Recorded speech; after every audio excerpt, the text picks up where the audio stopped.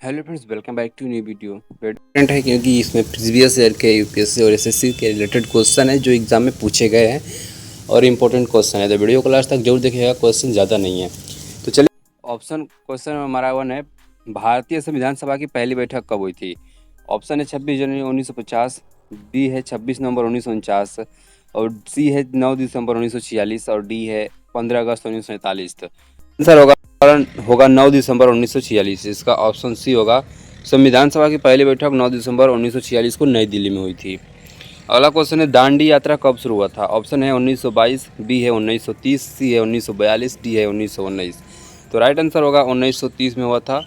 गांधी जी ने 12 मार्च 1930 को दांडी मार्च शुरू किया था। अगला क्वेश्चन है, हरित गृह के लिए मुख्य गैस कौन सी है? तो ऑप्शन है मीथेन, बी है ऑक्सीजन, सी है कार्बन डाइऑक्साइड, और डी है नाइट्रस ऑक्साइड। तो राइट आंसर हमारा होगा कार्बन डाइऑक्साइड। ऑप्शन सी इसका राइट आंसर है। सबसे अधिक प्रभाव CO2 यानी कार्बन डाइऑक्साइड जो ग्रीन हाउस गैस में प्रमुख होती है। अगला क्वेश्चन है, पैसा विधेयक किसके द्वारा प्रस्तुत किया जाता है? तो ऑप्शन है राष्ट्रपति, बी है प्रधानमंत्री, सी है लोकसभा अध्यक्ष, डी है वित्त मंत्री। तो वर्तमान में वित्त मंत्री निर्मला सीतारमण जी हैं, और संविधान के अनुच्छेद 110 के अनुसार पैसा विधेयक लोकसभा में वित्त मंत्री प्रस्तुत करते हैं। इसका राइट आंसर होगा। लोकसभा की अधिकतम सदस्य संख्या क्या है?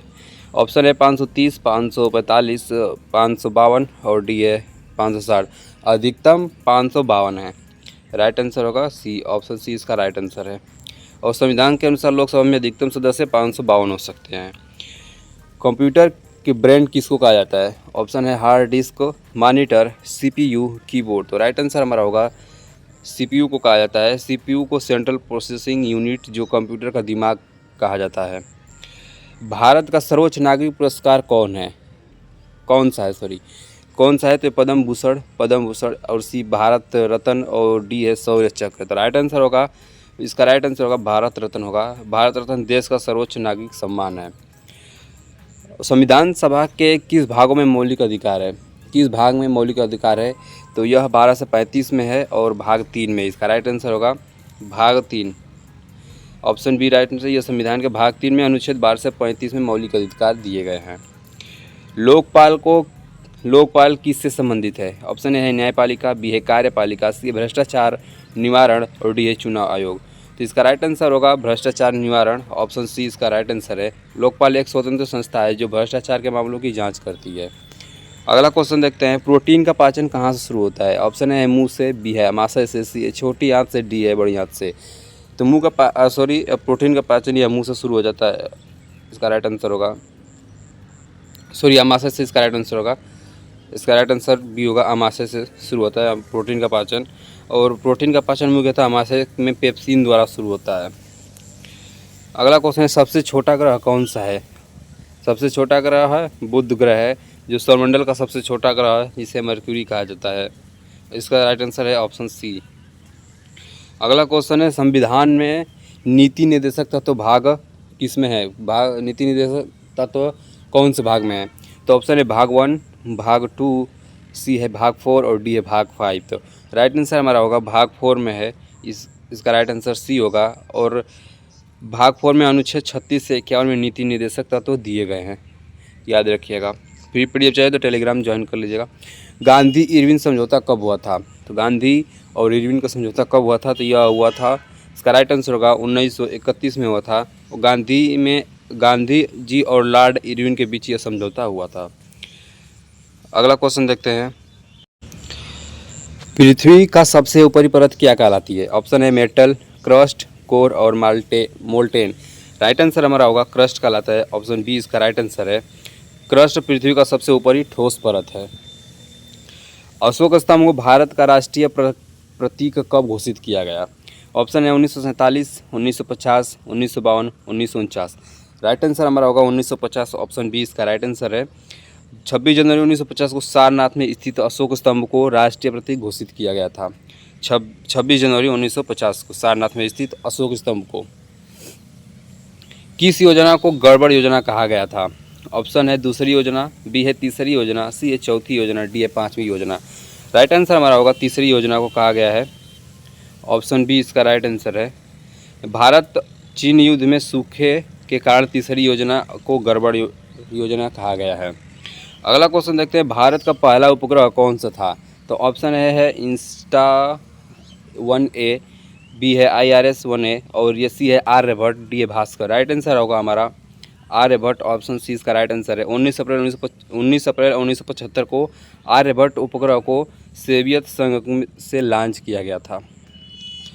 गांधी जी का पहला सत्याग्रह आंदोलन भारत में कब हुआ था? तो यह हुआ था 1917 में, यह चंपारण में हुआ था, चंपारण के बिहार राज्य में।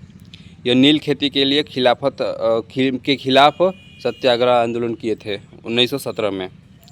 विश्व का सबसे बड़ा महासागर कौन सा है? इसका राइट आंसर होगा प्रशांत महासागर। विश्व का सबसे बड़ा महासागर है प्रशांत महासागर, सबसे बड़ा महासागर और गहरा महासागर है। इसका राइट आंसर डी है। किस गवर्नर जनरल ने स्थायी बंदोबस्त प्रणाली शुरू की थी? Lord Dalhousie, Warren Hasting, Lord Cornwallis, Lord Canning. तो राइट आंसर सी होगा हमारा लॉर्ड कॉर्नवालिस। लॉर्ड कॉर्नवालिस 1786 से 1793 तक बंगाल के गवर्नर जनरल थे। उन्होंने 1793 बंगाल, बिहार और उड़ीसा में स्थायी बंदोबस्त प्रणाली लागू किया। इस प्रणाली का मुख्य उद्देश्य था भूमि और राजस्व को स्थिर करना और निश्चित स्रोत स्थापित करना था। प्रथम पंचवर्षीय योजना का मुख्य उद्देश्य क्या है? ऑप्शन है उद्योगों का विकास, कृषि का विकास, शिक्षा का विकास, सेवा और क्षेत्र में वृद्धि।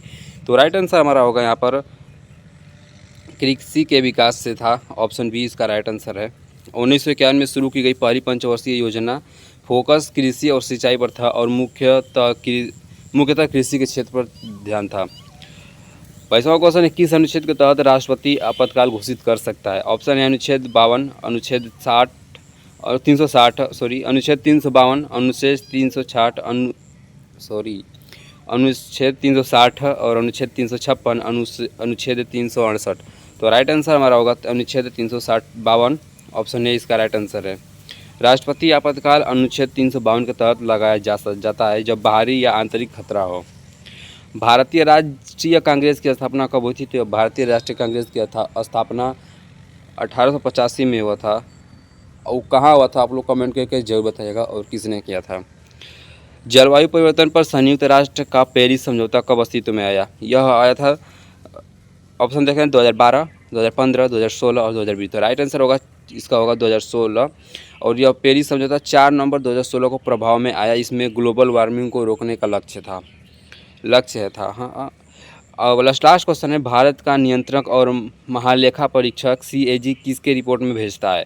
तो इसका राइट आंसर होगा यह भेजता है राष्ट्रपति को, ऑप्शन बी। CAG रिपोर्ट राष्ट्रपति को सौंपता है और जो आगे संसद में पेश किया जाता है। इसका राइट आंसर होगा बी। और वीडियो अच्छा लगे तो चैनल को सब्सक्राइब, वीडियो को लाइक जरूर करिएगा, भूलिएगा मत। और ऐसे ही वीडियो के लिए चैनल को सब्सक्राइब करना मत भूलिएगा। मिलते हैं नेक्स्ट वीडियो में।